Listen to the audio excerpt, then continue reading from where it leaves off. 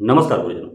मैं राकेश वर्मा आप सभी का स्वागत करता हूं आपके अपने परिवार एसएन गुरुकुल पर। गुरुजनों, बिहार में कार्यरत आप सभी जितने भी शिक्षक शिक्षिकाएं हैं, कक्षा प्रथम से लेकर के 12वीं तक, नियोजित हो, नियमित हो या फिर बीपीएससी के शिक्षक हों, आप सभी का 25 जून 2024 से अटेंडेंस ई शिक्षा कोष ऐप के माध्यम से बनाने हैं। आप सभी के पास स्मार्टफोन होना अनिवार्य है।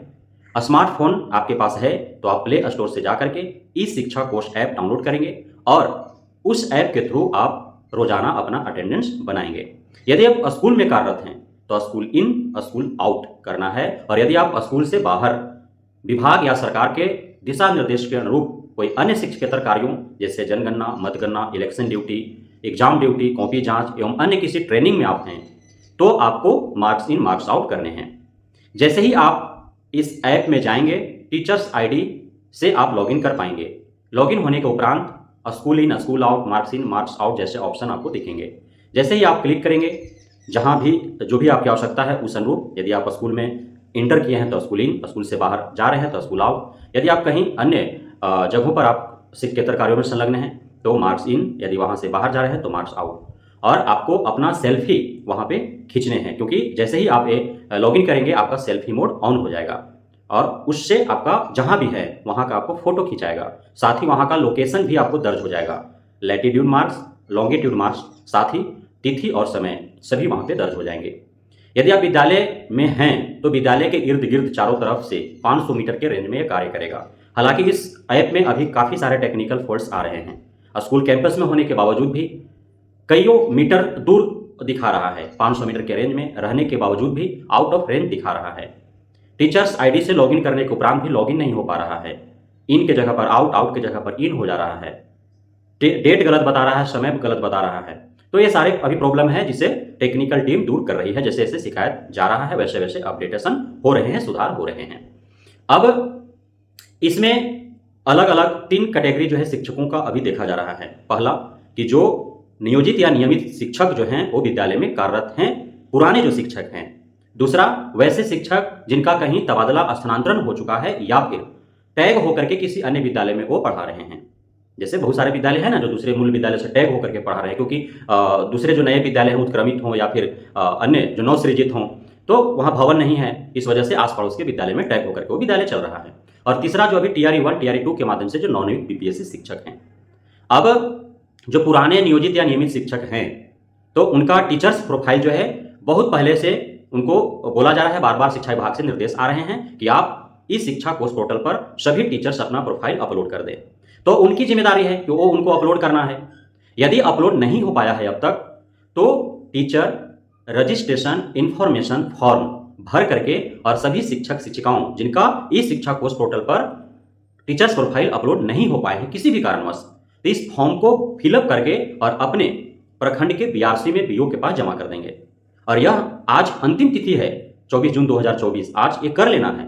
और बीओ जो है वो इस फॉर्म को फॉरवर्ड करके और इसे डीओ डीपीओ के पास जाकर के जमा करा देंगे।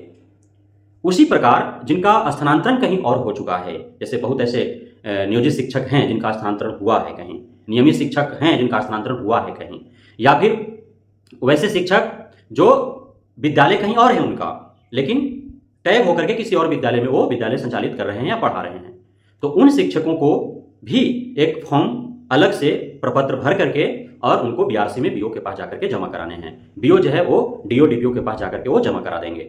लेकिन जो बीपीएससी से नॉन नियुक्त शिक्षक जो है टीआरई 1 टीआरई 2 द्वारा, चूंकि इनका जो टीचर्स प्रोफाइल है यह अपलोड या अपडेट करने की जिम्मेदारी जो है वह अधिकारियों को है।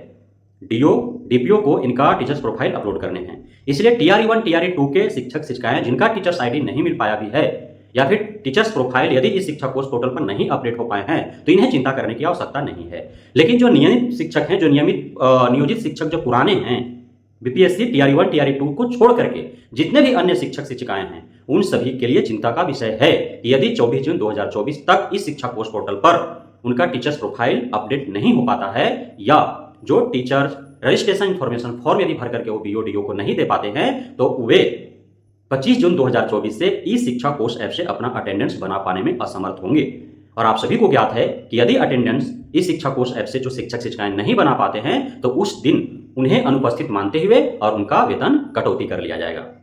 हालांकि मैंने पिछले के कई वीडियो में भी और आज भी इस वीडियो में मैं शिक्षा विभाग के अपर मुख्य सचिव डॉक्टर एस सिद्धार्थ और शिक्षा मंत्रालय के मंत्री सुनील कुमार जी से मैं मांग करता हूं कि आप वर्तमान में, चूंकि काफ़ी सारे टेक्निकल फॉल्ट्स भी हैं, काफ़ी कई खामियां हैं और कई अनियमितताएं, गड़बड़ियां हैं, लापरवाहियां भी बरती गई हैं अधिकारियों के द्वारा भी और शिक्षक शिक्षिकाओं के द्वारा भी, तो कुल मिलाकर के खमियाजा तो शिक्षक शिक्षिकाओं को भुगतना है, चाहे टेक्निकल फॉल्ट हो, चाहे अधिकारियों के स्तर से कोई जो है खामियां या लापरवाहियां बरती गई हो, या फिर शिक्षक शिक्षिकाओं के स्तर से खामियां या लापरवाहियां हुई हों।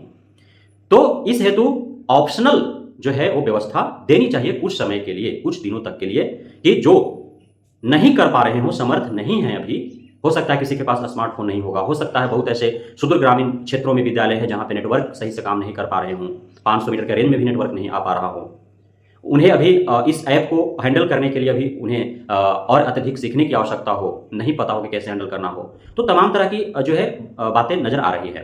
तो कुछ दिनों तक उनको मोहलत देना चाहिए कि आप यदि इस शिक्षा कोष ऐप से अपना अटेंडेंस बना पाने में असमर्थ हैं तो आप पूर्व की भांति ही फिजिकली भी आप अपना अटेंडेंस बना सकते हैं। साथ ही सभी विद्यालयों को एक एक टैब देना है, लैपटॉप देना है।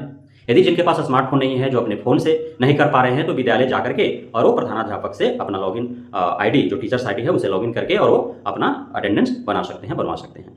लेकिन अभी तक तो टैब या लैपटॉप विद्यालयों को दिया नहीं गया है, अभी तो सभी को अपने फोन से ही करने हैं।